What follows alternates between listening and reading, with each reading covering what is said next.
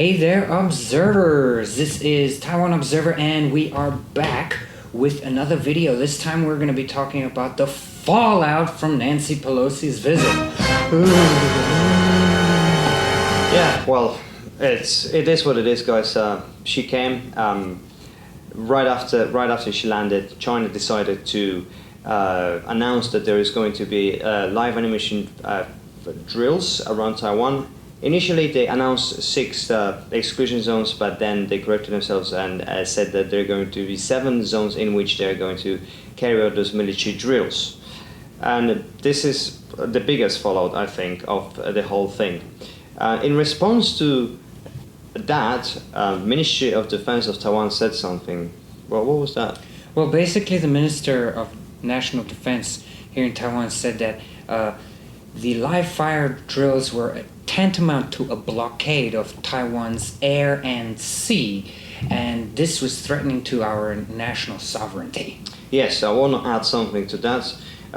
When you look at those zones on a map, they're actually covering the most important ports around Taiwan, around the main island of Taiwan. They cover Geelong Port, the Port of Taipei, Kaohsiung Port, and there's another zone on the eastern side of on the main Taiwanese island that covers the east coast. So yeah, it's pretty much a blockade, but life goes normally in Taiwan. Most of the flights, only I think few percent of the flights are being cancelled due to these live drills. Yeah, I think it's about 51 flights. That's the last report I read. So it could have changed since I read that report, but yeah. There are delays though, and some of the flights are cancelled, as we said. But then again, I went today, I was really up and about the best possible way in Taiwan, which is on a motorbike. I was in Taipei City, New Taipei City, in various locations. I was up and about watching people. There's absolutely no panic. There's no stockpiling of dry foods. Nobody's running crazy trying to buy the last roll of toilet paper. And life is, as I said, totally unaffected. Everyone is just living their normal lives. So that's it. There is a clip I want to show you guys. I'm going to show you too right now. This clip is of an old man who says something very interesting. Let's watch it first, and then we'll get into what he said. 今日我是来台湾的目的是什么？是为了以正义跟正派共匪来敢那威胁几十年啦！我9号开始到今嘛，我86岁啊，交法几年啊？Nice. Yeah, you see what I'm talking about? Yeah, there? well, okay. But all right, so let's put that into context. That was an old man speaking Taiwanese, okay? And then he was explaining how when he was 9 years old, the Chinese were threatening Taiwan, and now he's 86 years old, and the Chinese are still threatening Taiwan. Hey. Coming back to what is the fallout of Nancy Pelosi's visit to Taiwan, there was a ban on produce and products that are being made in Taiwan, and China said that they are no longer welcomed in China. What are those products exactly? Yeah, all right. Let me tell you about these products that they are banning from Taiwan.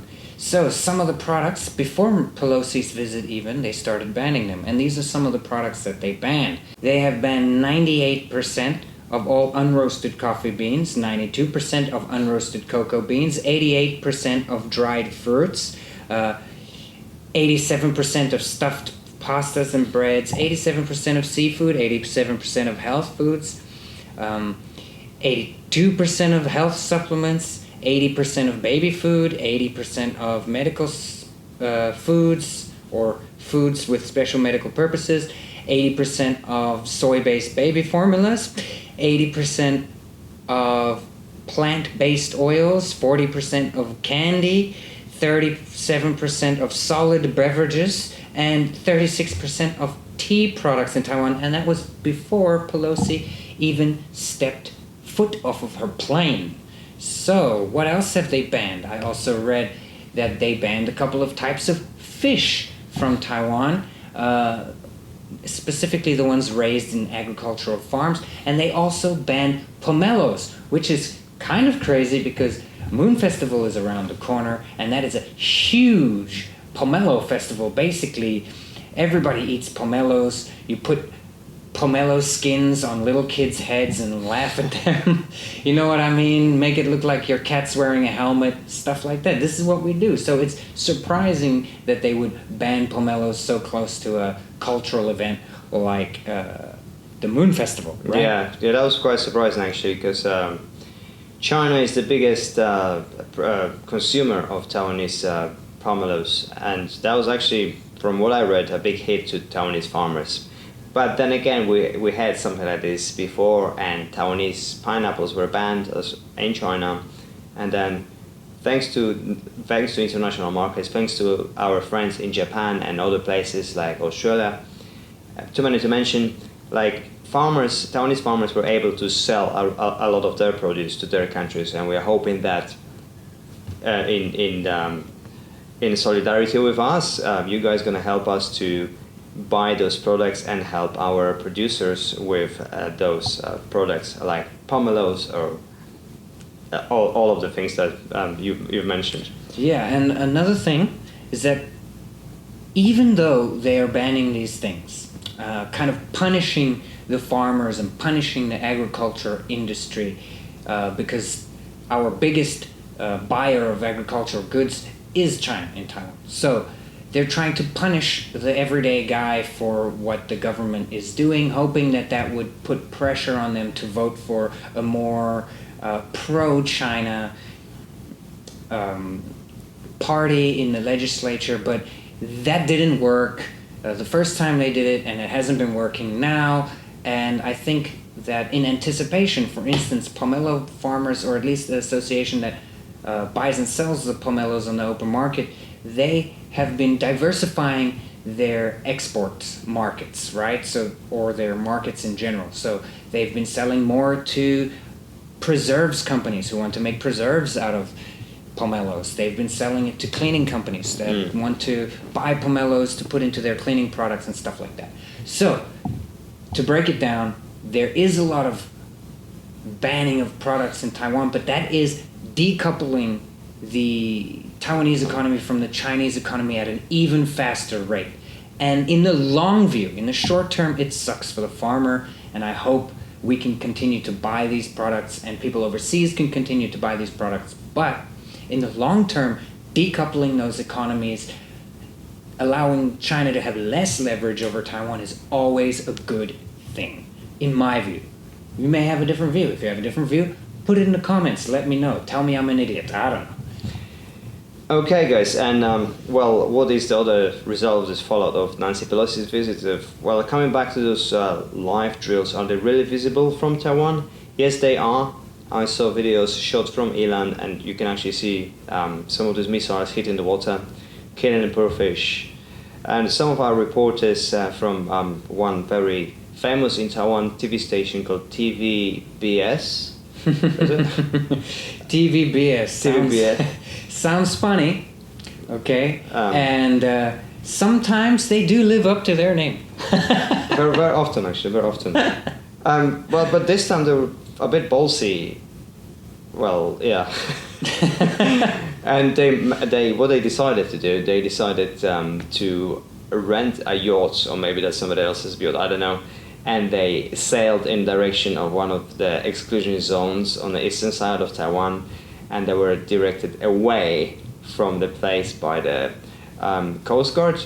And the Coast Guard was very, very polite, and they told them in Mandarin that it's better, like basically I'm quoting now, it's better not to go in that direction, and in order for you to be safe, we would suggest you to sail away from this exclusion zone, because obviously, what are the consequences of being that you can basically die, or if you're lucky, be arrested by the Chinese. So yeah, so I gotta say, that's a ballsy move, going out BS, to BS, good job. Yeah, that's kind of a ballsy move, going out there and trying to, actually see these rockets land close up. Hey, TVBS, power to you if you wanna put yourselves at risk like that. I guess neither us nor the Coast Guard are gonna stop you. So go ahead. But guys, don't go looking for trouble. Don't go renting a boat and trying to head to one of these exclusion zones yourself. That's madness. Stop. Stop right now. Don't even think about it. Yeah, don't think about preemptive strikes, no. Yeah, guys, so from our view, nothing is happening. We're relaxed. Everyone is mentally really strong in Taiwan. Like, that's definitely goes for everybody I know. Majority of the people here are calm and there is no panic. Nothing's happening. But the Life people, as usual. But the people I do see panicking are foreign media. It is wild and it is funny. I watched a guy on Sky News today. I'm not going to say who because I don't want to put him on blast, but a guy on Sky News looked like he had just read Wikipedia and went out and did his little segment about Taiwan. His viewpoint was about 10 years old, and even then I would say that was a viewpoint that didn't make that much sense, okay?